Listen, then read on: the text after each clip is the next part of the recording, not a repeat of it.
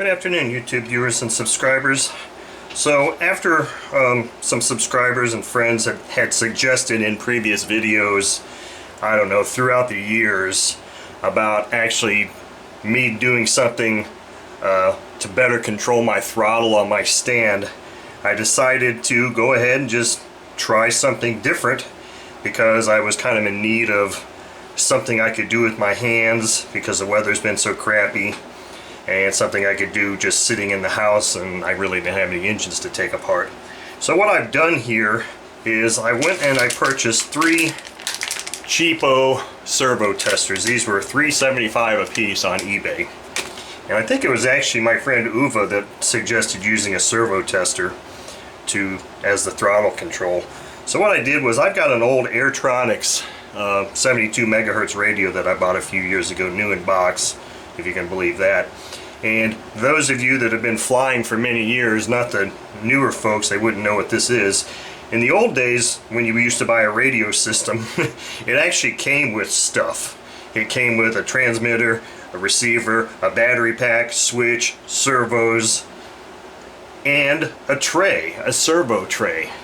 So I thought I'd repurpose this servo tray, since I was never going to use it anyway, and actually use it as the base for my new throttle control for my stand, incorporating this servo tester. So what I did was I borrowed a couple of standoffs, PCB standoffs from work, and I just simply threaded those into this thing and then drilled them into a little piece of wood to hold this whole thing together. And I've got a couple of wood screws here so that I can position this thing anywhere on my stand. And then of course I got the servo tester, the battery pack, switch, and a servo.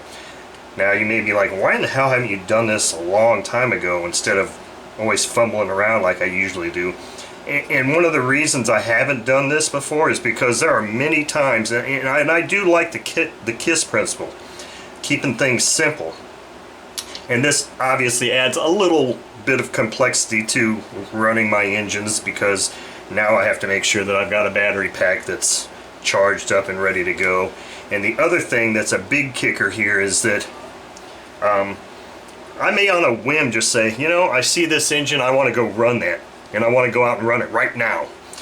Well, it's not a big deal without this, because I just go put it on there and I push my throttle like I normally do. But with this, because I run so many different sizes of engines and types of engines that may have a throttle arm on this side of the engine or this side of the engine, or you know, whatever, or they may need a longer throttle push rod or a shorter one if it's a 4-stroke. That was one of the reasons why I was opposed to something like this, because it's not going to make it so I can just go out and run an engine real quick if I'm going to use this, because then I got to kind of make sure that I position this thing properly for whatever engine I'm running, make sure I've got enough throttle push rod material to fabricate a new one if I need to. So it was a lot of those things that just kind of, you know, in my mind was like, I don't want to do that because, you know, it's a pain in the ass and it's going to delay me from going out and enjoying what I want to do. But in retrospect, I think in the last few months or so, I've been bit too many times by, you know, having my throttle hang up or doing something stupid like that, or you inadvertently start the engine at full throttle, which is never a safe thing. So anyway, this is what I came up with. This is my little contraption, and I'm actually going to incorporate this in a run tomorrow, but I've got an on-off switch here, so I don't have to plug it in each time. So I just simply turn this thing on and it does its little self-test, and it automatically goes to the manual mode. And then I just sit back and I can throttle my engine just like that. So I bought 3 of them for no reason other than the fact that they were $3.75 a piece, and I figured they're cheap, and if one's bad, I've got another one I can throw on there, and if it's works out pretty well, maybe I'll make several of these. I don't know. I mean, I've got a ton of servos. I don't have any more servo trays, but I could fabricate others if I really needed to. And if I really got motivated or whatever, I could actually test servos. So anyway, that's what this little contraption is.